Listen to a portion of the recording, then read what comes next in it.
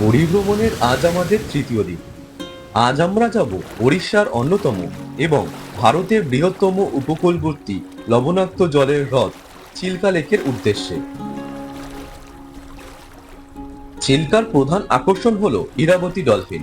তবে ডলফিন ছাড়াও এখানে রয়েছে সামুদ্রিক পাখিদের কাছ থেকে দেখার মজা, রাজহংস আইল্যান্ডের অপূর্ব সুন্দর সমুদ্র সৈকত ভ্রমণ, আর যাওয়ার পথে চৈতন্য মহাপ্রভুর স্মৃতি বিজড়িত জায়গা ব্রহ্মগিরির আলারনাথ দেব দর্শন। চিল্কা ভ্রমণে এসে অনেকেই নিরাশ হন। প্রচুর খরচা করার পরেও ডলফিনের দেখা পাওয়া যায় না। তাই কিভাবে ভ্রমণ করলে এই রকম ঝাঁক ঝাঁক ডলফিন দেখা যাবে, এই ভিডিওতে তা জানাতে চলেছি। তাছাড়া থাকবে চিল্কা ভ্রমণের বিভিন্ন জায়গাগুলির বিশদ বিবরণ ও সমস্ত খরচের হিসাব তালিকা। চলুন আজকের ভিডিও শুরু করা যাক।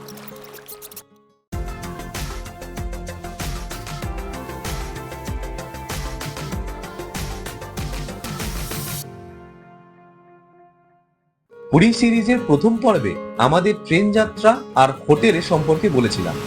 দ্বিতীয় পর্বে ছিল সমুদ্রে স্নান ও রাতের বিচ মার্কেট। তৃতীয় পর্বে দেখিয়েছি জগন্নাথ মন্দির দর্শন ও আশেপাশের বিভিন্ন দর্শনীয় স্থান পরিদর্শন। এই সমস্ত ভিডিও লিঙ্কগুলি দিয়ে দিলাম, আপনারা চাইলে দেখে নিতে পারেন। আমরা চিল্কা ভ্রমণ করেছিলাম ওটিডিসির প্যাকেজ ট্যুরের মাধ্যমে। ওটিডিসির বুকিং অফিস স্বর্গদ্বার থেকে 300 মিটার দূরে, মিনিট খানেকের রাস্তা। নমস্কার, আমাদের অফিস খোলা আছে সকাল 7টায়, বন্ধ হবে রাতে 9:30, 10টা পর্যন্ত খোলা আছে। এখন আমরা দুটো ট্যুর অর্গানাইজ করছি।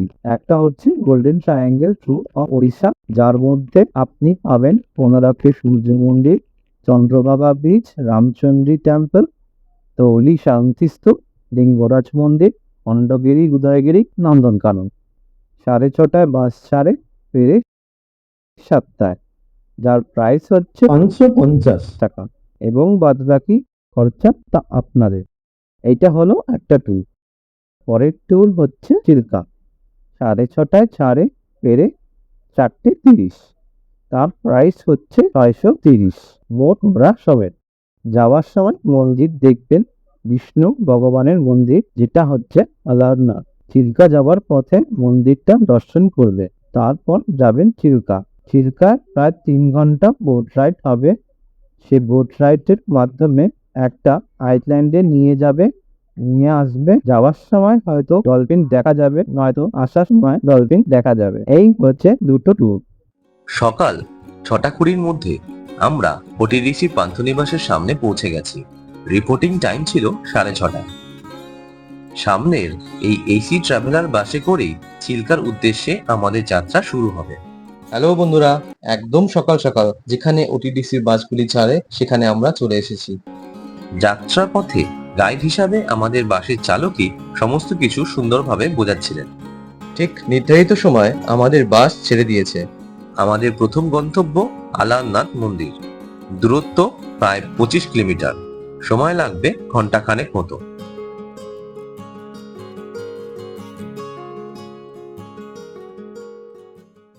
আমাদের গাড়ি এসে পৌঁছালো ব্রহ্মগিরিতে। পার্কিং এ গাড়ি দাঁড় করে এবার আমাদের কিছুটা পথ হেঁটে যেতে হবে আলারনাথ মন্দিরে।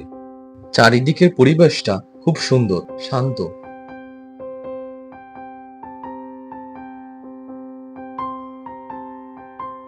এসে পৌঁছালাম মন্দিরের প্রধান গেটের সামনে।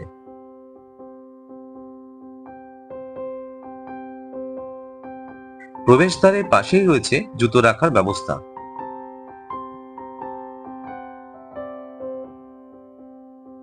প্রবেশদ্বারের মুখে পুজো দেওয়ার সামগ্রী পাওয়া যায়। মূল মন্দিরের ভেতরে রয়েছে জগন্নাথ প্রভুর এক অন্যরকম বিগ্রহ। স্নান যাত্রার সময় পুরীর জগন্নাথ প্রভু যখন জ্বর হয়, তখন পুরীর জগন্নাথ মন্দির সবার জন্য বন্ধ থাকে। শ্রী চৈতন্যদেব পুরীতে এসেছিলেন, তখন এইরকমই মন্দির বন্ধ দেখেন। জগন্নাথ প্রভুর দেখা না পেয়ে আত্মহত্যার জন্য তিনি স্বর্গদ্বার থেকে সমুদ্রের দিকে যাত্রা শুরু করেন। সমুদ্রের জল যখন গলা পর্যন্ত চলে আসে, তখন শ্রী চৈতন্য মহাপ্রভু এক দৈববাণী পান। সেই দৈববাণী অনুসারে যেই কয়দিন পুরীর মন্দিরে প্রভুর দর্শন পাওয়া যায় না, সেই কয়দিন ব্রহ্মগিরির আলারনাথ মন্দিরে প্রভু দর্শন দেন। চৈতন্য মহাপ্রভু ব্রহ্মগিরিতে এসে জগন্নাথ প্রভুর দর্শন পাওয়ার পর ষষ্ঠাঙ্গ প্রণাম করেছিলেন। তখন পাথরের উপর তার সর্বাঙ্গে ছাপ পড়ে গিয়েছিল। এই সেই চৈতন্য শিলা।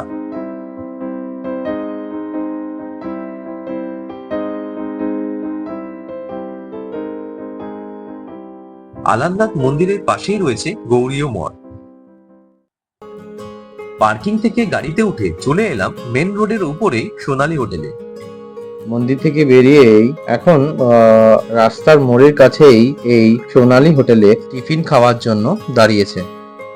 ব্রেকফাস্টের জন্য পুরি, ধোসা, ইডলি, বড়া অনেক রকম আইটেম ছিল। এখানে খাবারের মান বেশ ভালোই। খাওয়ার শেষে ছানা পোড়া মিষ্টিও খেয়েছিলাম। উড়িষ্যা এলে আপনারা অবশ্যই চানা পোড়াটা ট্রাই করে দেখবেন, ভীষণ সুন্দর খেতে এই মিষ্টিটা। আমাদের গাড়ি আবার চলতে শুরু করলো। এর পরের গন্তব্য দহিখিরা।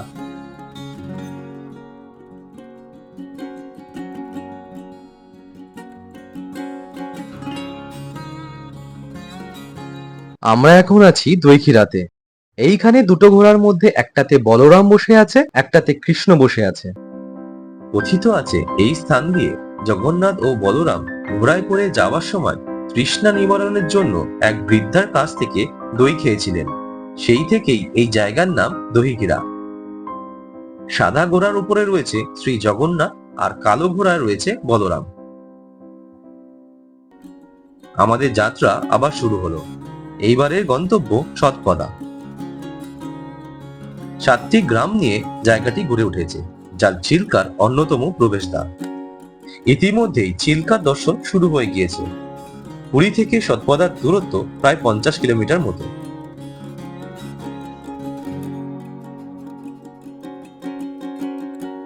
সৎপদায় পৌঁছানোর পরেই গাড়ির ড্রাইভার দাদা এই রেস্টুরেন্টের সামনে গাড়ি দাঁড় করালেন।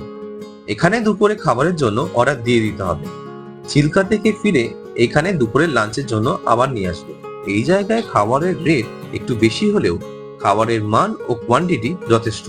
ড্রাইভার দাদা আমাদের আরো একটি জিনিসের জন্য পরামর্শ দিল সবাইকে, পাখিদের খাওয়ানোর জন্য। পাশের দোকান থেকে চিপস, পপকর্ন, বিস্কিট, লেজ, কুরকুরে ইত্যাদি নিয়ে নিতে বললেন। পাখিদের খাবারের জন্য আপনারা এখান থেকেই পপকর্ন, বিস্কুট বা কুরকুরে কিনে নিতে পারেন। এই প্রপার্টিটার চারিদিকটা বেশ সুন্দর।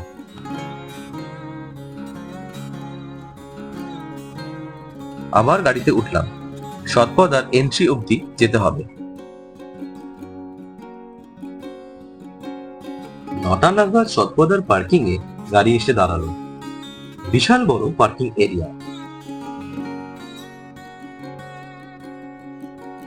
আমরা এবার চিল্কার পার্কিং লটে চলে এসেছি।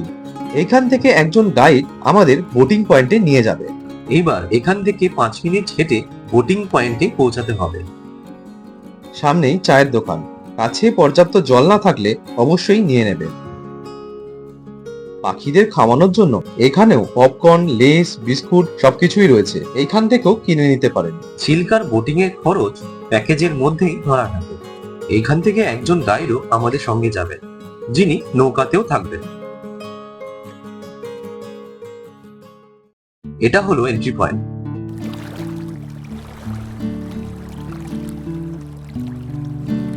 জায়গাটি ভীষণ সুন্দর।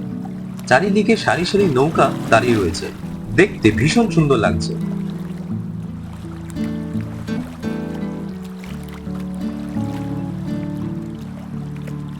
সিরিয়াল নাম্বার অনুসারে নাম ধরে ডাকলে সেইভাবে বোটে গিয়ে বসতে হবে।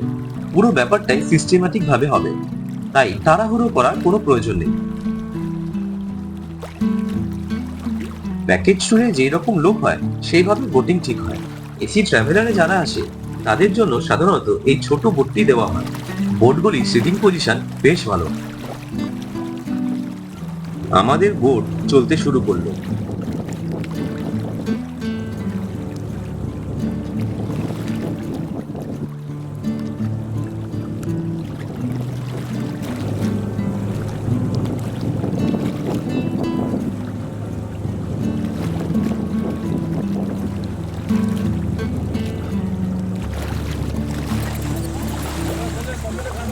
কিছুক্ষণের মধ্যেই কয়েকটা শ্রীগাল আমাদের বোটের পেছনে চলে এলো।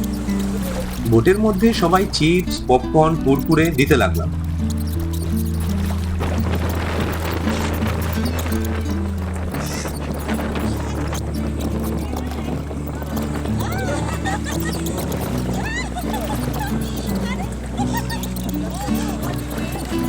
ছোড়ার সঙ্গে সঙ্গে হাওয়ার মধ্যে লুপে নিচ্ছিল।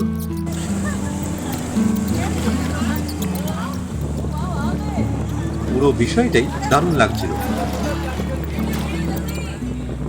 এটা কিন্তু চিল্কা এলে উপরি পাওনা।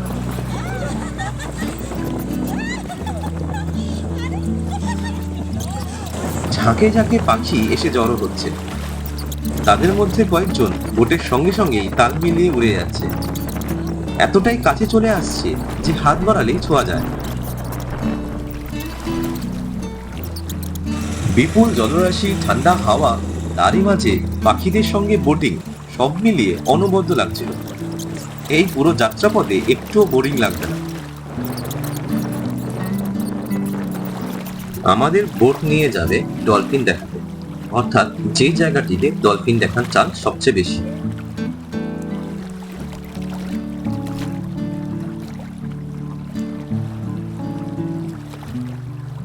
এবার অপেক্ষা কখন ডলফিন দেখা যায়।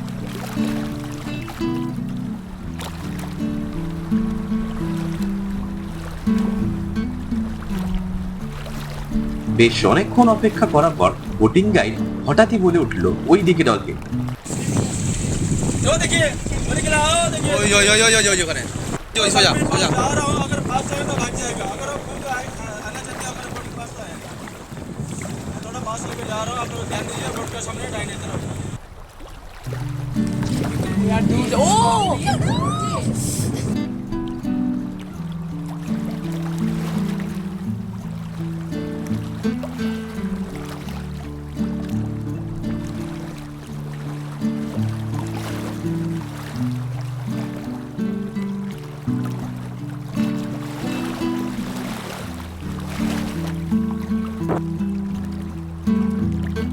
এইরকম ভাবে ডলফিন দেখবো আশা করি।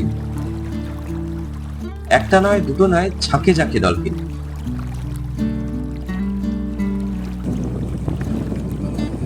3, 4, 5 है 5 है।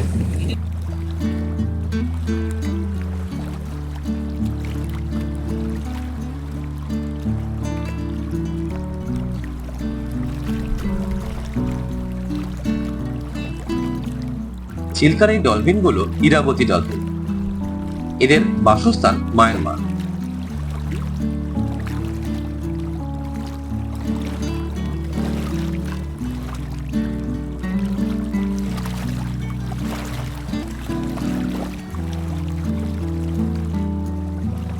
ওটিডিসি প্যাকেজ ট্যুরে যে বোটগুলি দেওয়া হয় সেইগুলি পেট্রোল চালিত মোটর হওয়ায় তার আওয়াজ খুব কম হয়, তাই একেবারে সামনে থেকে ডলফিন দেখা যায়।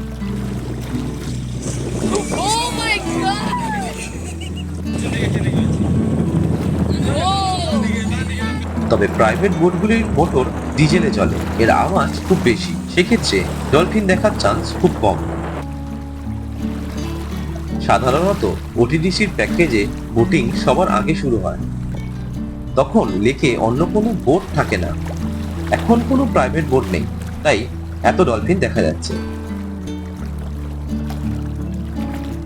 তবে প্রাইভেট বোটের আসা শুরু হলে ডলফিন দূরে চলে যায়।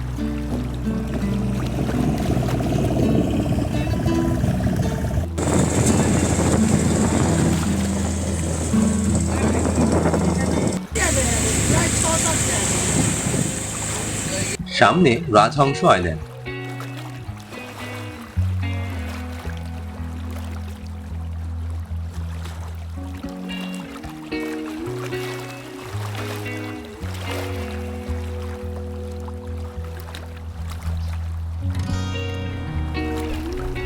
আমাদের বোট এসে থামলো রাজহংস আইল্যান্ডে। ঝাউবনের মধ্যে দিয়ে 3-4 মিনিটের পথ, তারপরে রয়েছে সমুদ্রের উপকূল।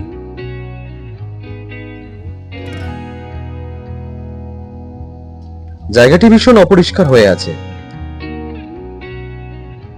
আমফান, ফণী, যশের মতো বড় বড় ঝড়ে ঝাউবনের গাছগুলি যথেষ্ট ক্ষতি হয়েছিল তা বোঝাই যাচ্ছে।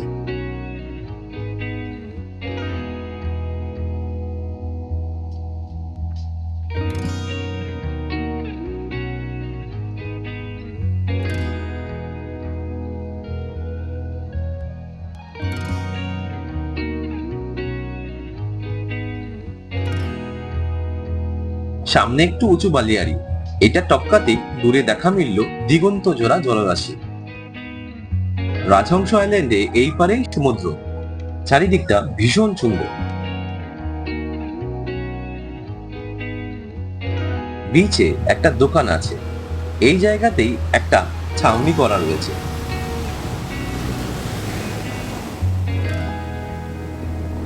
খালি পায়ে নরম বালিতে ঢেউয়ের জলে পা ভেজাতে দারুণ লাগছিল।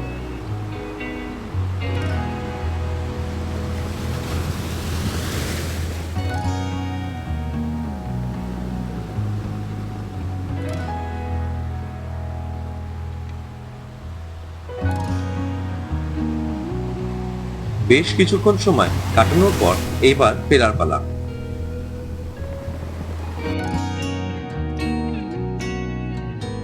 এখানে ডাব বিক্রি হচ্ছে 60 টাকা করে। বোটে উঠে এবার ফিরবো সৎপদার এন্ট্রি পয়েন্টে।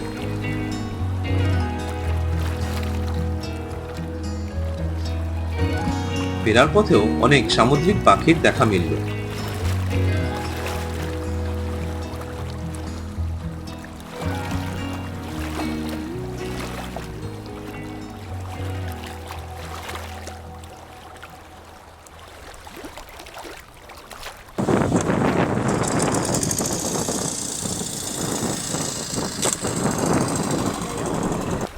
বারোটা নাগাদ বোট এসে পৌঁছালো বোটিং পয়েন্টে।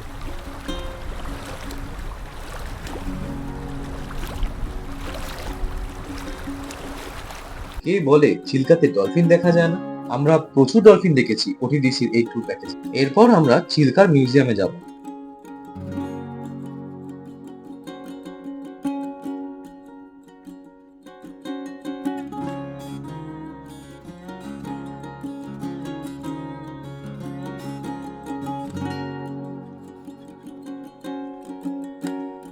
এই মিউজিয়ামটি চিল্কা ডেভেলপমেন্ট অথরিটির আন্ডারে রয়েছে। গেটের মুখেই রয়েছে এই স্ট্রাকচারটি। জলের বিভিন্ন লেভেলে কি কি প্রজাতির বাস তা ফুটিয়ে তোলা হয়েছে।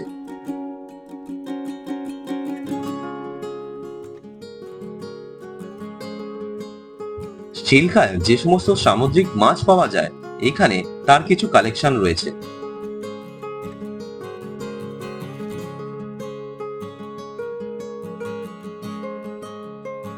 কচ্ছপও রয়েছে।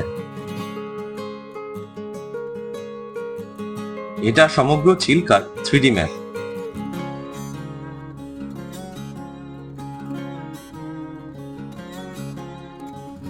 এই পাখিগুলি চিল্কায় প্রায় দেখা মেলে।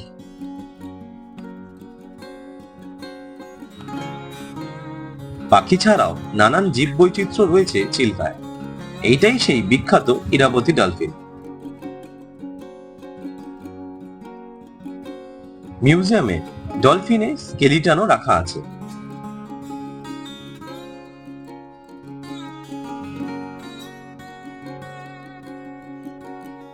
তাছাড়া রয়েছে বেশ কিছু প্রাণীর ওয়েট স্পেসিমেন।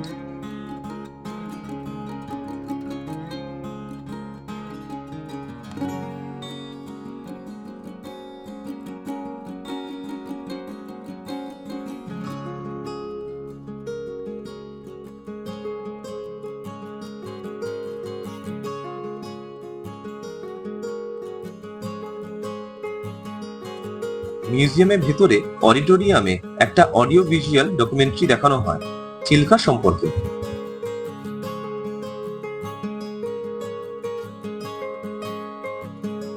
মিউজিয়ামের সামনেই রয়েছে চিল্কা ইকো পার্ক। ইকো পার্কের কোনো এন্ট্রি নেই, তবে মিউজিয়ামে এন্ট্রি ছিল, সেটা ড্রাইভার বাসে কালেক্ট করে নিয়েছিল। ইকো পার্কটি ভীষণ সুন্দর, চারিদিকে সাজানো গোছানো, প্রচুর বসার জায়গা রয়েছে।